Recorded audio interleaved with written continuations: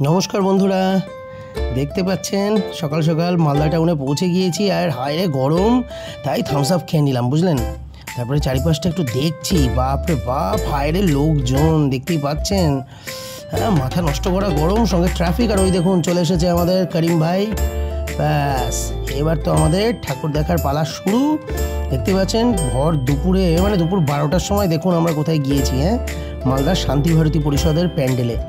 বাহ, এত অসাধারণ একটা থিম না, সে কি বলে বোঝানো যায় না, মানে এত অসাধারণ। আর মানুষজনের ভিড়, ওরে বাবারে, তার ফাঁক দিয়েই দেখুন না দাঁড়িয়ে পড়েছি। আর ওই যে দেখতেই পাচ্ছেন পাশে দেখুন নৌকো, কত সুন্দর জলের মধ্যে দিয়ে।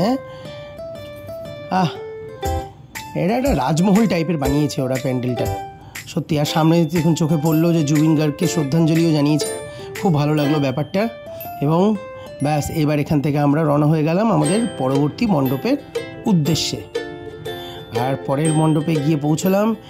এই প্যান্ডেলটি না খুব সম্ভবত পুরাটলি সমাজ সমিতি, সেই প্যান্ডেলটিও খুব অসাধারণ সুন্দর। এখানে ছিল হচ্ছে আপনার কেদারনাথ ধামের প্যান্ডেল।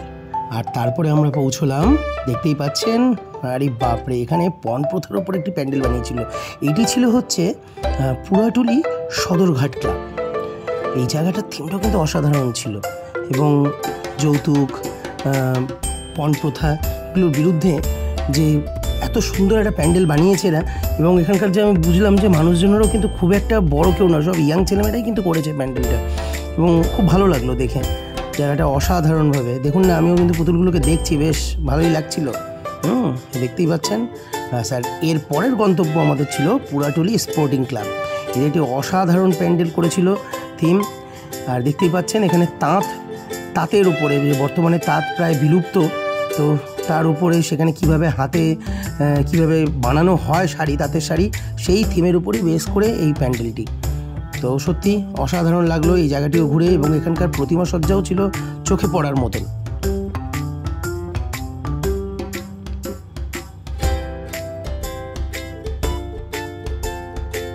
এইদিকে দেখুন আমাদের করিম ভাই কিন্তু ফটোশ্যুটে ব্যস্ত, যাই বলেন তাই বলেন। এদিকে কিন্তু ফটোশ্যুটও হয়ে গেছে। আর তারপরে আমাদের গন্তব্য বালুচর কল্যাণ সমিতি। হ্যাঁ, এই প্যান্ডেলটা কিন্তু মানে বলে বোঝানো যাবে না যে এতটাই সুন্দর ছিল, বুঝতেই পারছেন। এটা আমার দেখা কিন্তু এটাই বেস্ট প্যান্ডেল, যাই বলেন তাই বলেন, মানে আমার দেখতে খুব অসাধারণ লেগেছে। এখানকার প্রতিমা সজ্জা থেকে শুরু করে এখানকার মণ্ডপ সজ্জা অবধি। আর আলোক সজ্জাটা আমরা দেখতে পাইনি, কারণ যেহেতু দিনের বেলায় ঠাকুর দেখছিলাম। বাট সেটা দেখতে পারলে আমার মনে হয় আরও ভালো করেছে। বাট ভেতরটা দেখলাম যেটা ঘুরে, সেটাও বেশ অসাধারণ লেগেছে।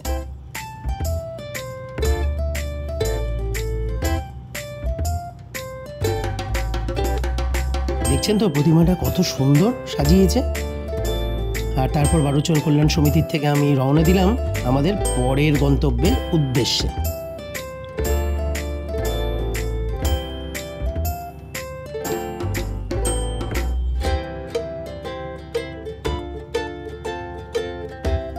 হ্যাঁ, এবার আমরা পৌঁছে গেলাম কোথায় বলুন তো? মালদার আর একটি সুপরিচিত প্যান্ডেল, যার নাম হচ্ছে অনেক সংঘ। অনেক সংঘের প্যান্ডেলে কিন্তু আমরা পৌঁছে গিয়েছি। এখানেও খুব সুন্দরভাবে ময়ূরের থিম দিয়ে যেভাবে সাজিয়েছিল, বাহ, এটা কিন্তু আরও মানে এটাও ছিল কিন্তু চোখে পড়ার মতন, যাই বলেন তাই বলেন। এবং এখানকার যে প্যান্ডেলের সামনে দেখুন না, দেখতে পেয়ে গিয়েছি সেই কুলফি মালাই। ব্যাস, কুলফি মালাইও কিন্তু খেয়ে নিয়েছি। আর তারপর সেখান থেকে রওনা হয়ে আরও কিছু ছোটোখাটো প্যান্ডেলগুলো আমরা দেখতে থাকলাম। তো ছোটোখাটো বললেও ভুল বলা হবে, কারণ সেখানকারও থিম ছিল কিন্তু চোখে পড়ার মতন। বাট সেই জায়গাগুলোর নামটা আমার ঠিক খেয়াল আসছে না।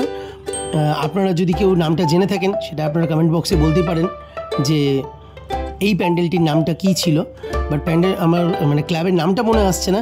বাট এখানকার প্রতিমা সজ্জাটা ছিল কিন্তু সত্যি অসাধারণ।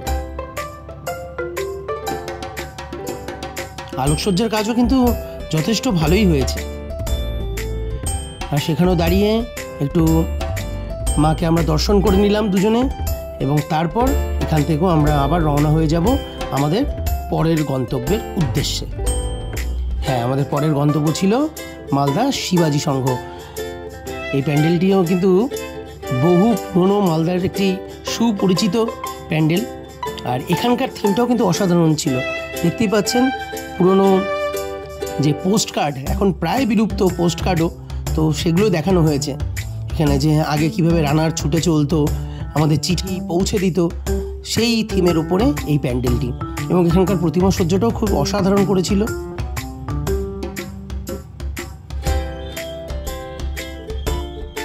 আমি চারপাশটা কিন্তু বেশ ঘুরে ঘুরে দেখলাম, আর সাথে একটুখানি ফটোশ্যুটও করে নিলাম।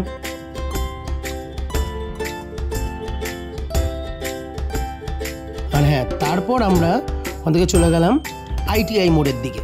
ITI মোড়ের দিকে যেতে গিয়ে আমাদের চোখে পড়ে গেল, আমাদের সঙ্গে চলে এসেছে আমাদের দেব ভাই। হ্যাঁ, দেব ভাইয়ের তো আমরা পেয়ে গেলাম কাছে, এইদিকে করিম তো ছিলই আমার সঙ্গে।